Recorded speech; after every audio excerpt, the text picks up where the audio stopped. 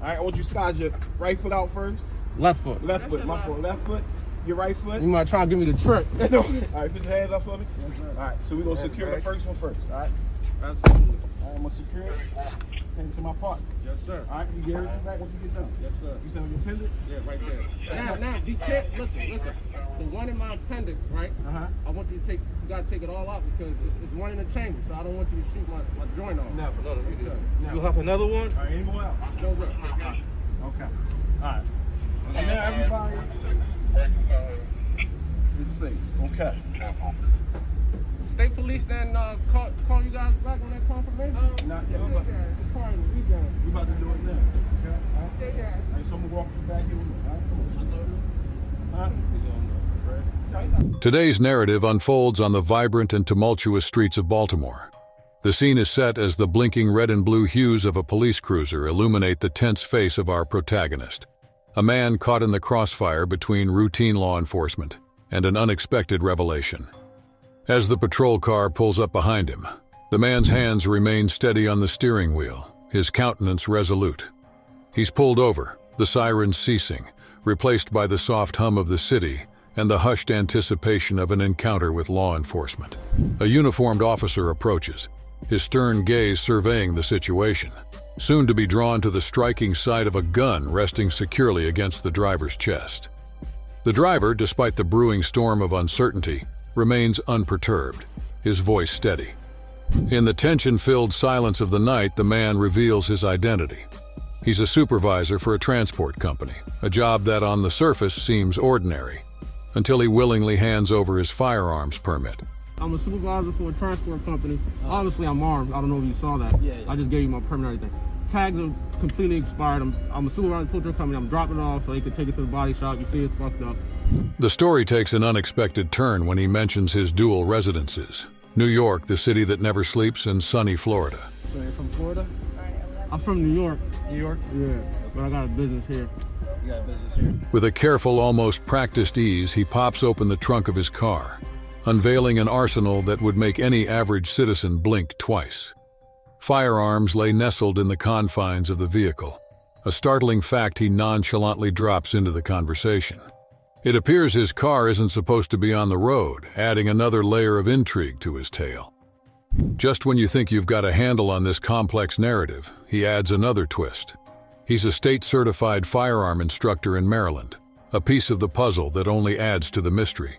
He's not just an instructor, but an ex-law enforcement officer as well. His trunk houses machine guns and silencers, a jarring contrast to his calm demeanor. I'll tell you what I do. So I'm a firearm instructor, state of Maryland, certified firearm instructor. You got your instructor card? I got everything. I'm gonna pull everything up for you. I'm also ex-law enforcement, current. Where you at? Okay. So that's why I got machine guns back there, silencers, anything you need, just let me know. But yeah. Delving into his credentials, the man presents his documents to the still processing officer. A tension-filled silence permeates the scene. The officer is left to ponder over the veracity of this unique situation. Who is this man, and why is he armed to the teeth? The man proceeds to remove his mask, offering the officer a full view of his face, a gesture of goodwill to ease the escalating situation. He talks about an upcoming class he's about to instruct at Gantry. But the firearms that surround him tell a different story, one teeming with potential danger. Proposing to open the trunk, he guarantees a sight of his credentials.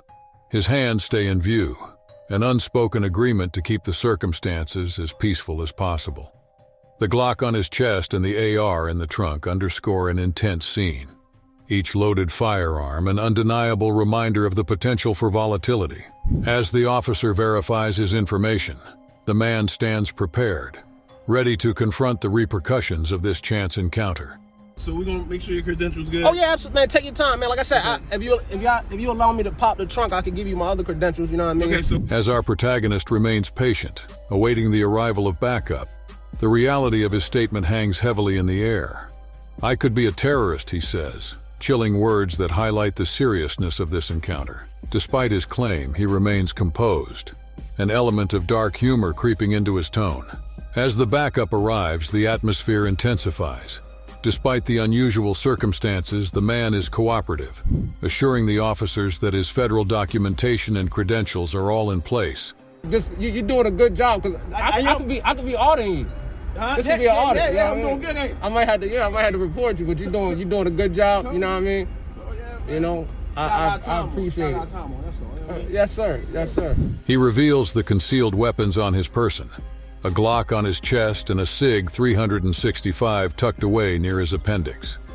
His seemingly casual demeanor belies the severity of his arsenal. As more officers converge on the scene, a new command arises: to keep a vigilant eye on this enigmatic figure. They instruct him to keep his hands on the wheel, a precaution to maintain control of the situation. I'm normally never over, so, yeah.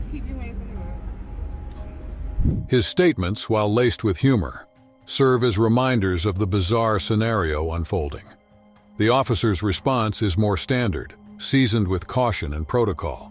Their banter is filled with an understanding that despite the initial shock, both sides are merely carrying out their respective roles.